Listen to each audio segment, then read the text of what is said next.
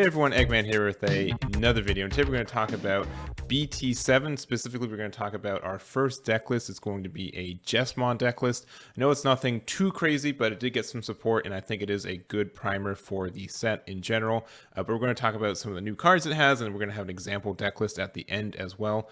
Also, I've been testing this deck on my stream, and we also have some BT7 packs to start giving away this week as well. So make sure to check out my Twitch for my schedule and, just the streams in general if you do want to see some gameplay and have some chances to win some packs. But yeah, let's just jump on into this. So we do have a new Huckmon. It is a play cost for 3 DP. And it just has a when attacking inheritable. Once per turn, you can reveal the top 5 cards of your deck, add all cards with Sistermon in their names among them to your hand, and place the remaining cards at the bottom of your deck in any order. So this is a really nice inheritable for the archetype, and you have to have so much consistency. You need to be able to find your pieces, and the Sistermons are really important, especially when you have your Jesmons to get them out. So I think this is an okay inheritable for what you have. You probably want to swing with this. I feel like this would be like slightly better if this was like not inheritable with just on the rookie itself. You can swing in, very early into the game, find some Sistermons and kind of go off from there. But it is a really good inheritable to try to find the consistency for you. And it is really nice based on a when attacking because, you can swing with Jesmon, use this inheritable first to add a Sistermon from the top 5, and then you can play one from Jesmon if you're looking for one specifically. And I think he's just very good. And, he is Huckmon too, so he can be found with, I think, copies of the itself and stuff like that. So I think that is nice for the archetype, and just having like 2 rookies that kind of do the same thing or just kind of help out what you're trying to do for this archetype, I think feels pretty good. And then moving on to the next card we do have 2 new Sistermons. So they're pretty much the awakened version of the Sistermons we already have. So this is the Blanc one. Both of them kind of have an on play and on deletion. So the Blanc on play is when you may place 1 Sistermon Blanc from your hand or trash at the bottom of this Digimon's evolution cards to recover 1, which is kind of nice. And then also on deletion, return 1 card with Jesmon, Huckmon, or Sistermon its name other than this card from your trash to the hand. And I think this is actually probably one of the better parts about it. Something that you have with this list in general is that you kind of go up your chain, and if you don't, you want to be able to play your 5 out into the, out of the raising area, so you can play a Sistermon for free. But what that also means is that it's kind of susceptible for your opponent to pop it, and then you have to find your level 5 again. But with the Sistermon Blanc, what you can do instead is you can be a little bit greedier with your plays. And then if, they end up popping your Savior Huckmon, you can just swing in with your Sistermon Blanc, have it pop, and get your Savior Huckmon back. And then from there, you're able to build your chain up again. So I think that's kind of nice for what it is. Obviously, having the recovery +1 is very good too, especially since, the Sistermon Blanc does give like the blockers on the regular version of it. So sometimes that's helpful, but there are a bunch of like small, low DP blockers which can be popped. So that recovery +1 can be very helpful, and I think it's kind of nice for what it is.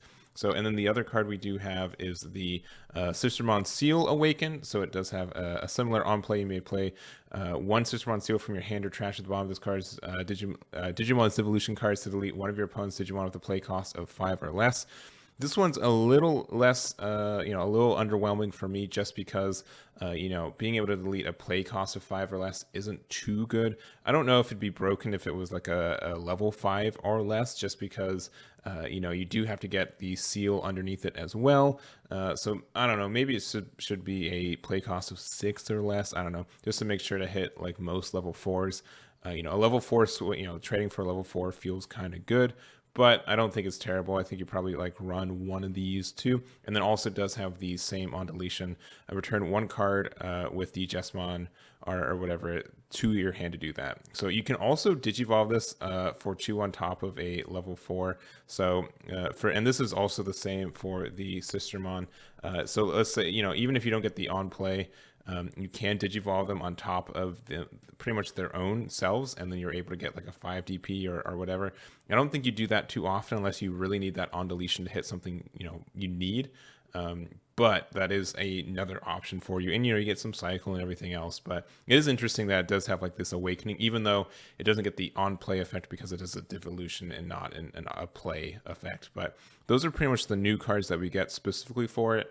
And let's go to the deck list with these new cards. So here is my current BT7 Jesmon list, and honestly this is a really cheap list as well. Probably the most expensive card is this Greymon, which I think is more of a win more. It's not as needed as other cards in this too, so if you don't have this, or if you only have like 2 copies of it from one starter deck, you should be fine. But the rest of these cards should be moderately cheap. All these are rares. The only actual super rares we have are the 4 Jesmons, which I think are about $3 a pop right now, and the Omnimon too, which this one should be pretty cheap too. So I think this is, you can build this pretty easily with under 50 bucks without this Greymon, and from there you can just add these if you need. But yeah, the kind of idea for this is you just kind of want to build your chain. Obviously, the best chain is to just go through all of your Huckmon stuff. So Bao Huckmon being able to have a really good inheritable. Once per turn, if you have a Digimon or Sistermon name in play, you can delete one of your opponent's Digimon with 5k DP or less. Obviously, Savior Huckmon is one of the strongest cards in this list too, which also gets limited to 1 once BT8 comes out. But yeah, just when Digivolving, you play a Digimon or Sistermon its name from your hand without paying its memory cost, which is already pretty busted.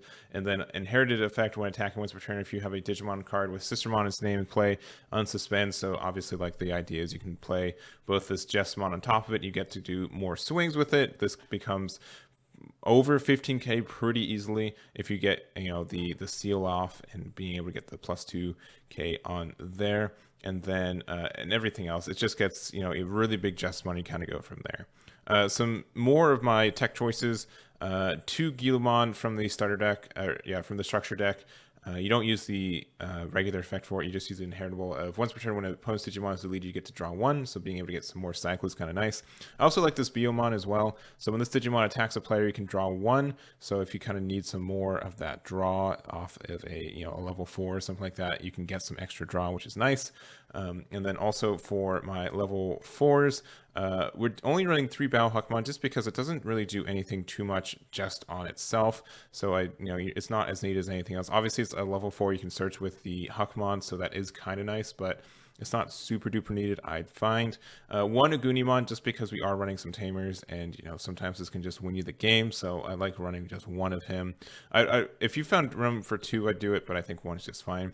Also doing Monochromon as well, just more of it's also a cheap devolution as well as being a blocker. You know, our Sistermon Blanc can give all of our other Sistermons blocker as well, which is kind of nice, especially if you have you can give your on deletion Sistermons the blocker too. So being able to do that and then get their effects off to get the, your advantage is pretty good.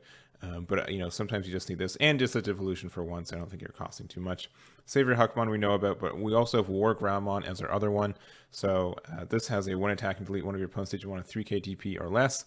A lot of people are playing the memory rookies right now, so being able to pop those is good. And then obviously you can get some extra draw from like the Guilmon popping off or just anything else you're really doing, so it feels good. And also as inheritable, when opponent's Digimon is deleted, this Digimon gains security attack +1, so you pretty much get a pretty free security attack +1 most of the time anyways, especially if you have like your Jesmon with piercing. You should be able to swing with piercing, and then you get the security attack +1 off the War Groundmon proccing, which means this gets the extra boost anyways, so you do get your bonus, and then you can kind of go from there. Anything else you want to talk about? Judgment of the Blade is really good. You definitely want to run 2. I almost want to run 3, especially since it's so good with your security hits. It can kind of win you the game by getting a Sistermon block, which gets another blocker out and your opponent can't swing over it. I do like Red Memory Boost as well, being able to find a little bit more consistency. Obviously, it's a little bit stinky just because we have like a lot of non-red Digimon that we also want to find. So if you want to play Analog Boy instead, I can understand that, but also just getting that gain 2 memory off the delay pop is good. We also do have a new memory boost for red out of the set. It's pretty much the same 3 cost, and then it lets you give something security attack +1 for the turn. So that is okay. The only thing about that is that we're kind of reliant on having giving 3 and keeping your turn. So if we're running more ties, then I definitely would run that, but we're not. So I think Red Memory Boost is good for what you're at, but if you can consistently get to 3 memory to get that effect off and then keep your turn going, I think it'd be you'd be in a really good spot. 1 Gravity Crush and 1 Delicate Plan just for the extra memory as well. And just the egg is Baby Domon. We don't need a lot of eggs, and I find like you just need the 4 because we're kind of aggressive, and so we can kind of get over all these things. So 4 is fine. You want to find Baby Domon every time anyways, so I think you're good there. And then we just have one Omni to close this out too. Just having the Blitz can just also win you the game too, and that can help. But pretty standard list, I would say. This also, it doesn't take into account sideboard or being able to potentially mulligan your hand, which is happening this upcoming month for the DigiFest in March. So maybe this list will change for that if you want to see. You can definitely get a little bit greedier with the idea that you can mulligan your hand with this list. So maybe that's something I can change up or something too. And once again, no sideboard, but that could be something. And definitely, I think this would be a deck that would benefit greatly from having that mulligan chance, just because you're kind of a combo deck and you have just so many different pieces and you want to find all of them specifically. And so if your first hand is kind of not the one you need, you can easily get a second hand and probably be a little bit better and find your combo pieces and your lines a little bit easier. So that's going to be it for me. Thank you guys so much for watching. Let me know what you guys think of this list. Let me know what you guys want for BT7 next as well. I have a couple deck lists already primed. I've been testing on my Twitch channel as well. So again, make sure to check that out, especially for your chances to win some BT7 packs. And that's going to be it for me. So thank you guys again for watching, and I'll catch you all next time. Damn it.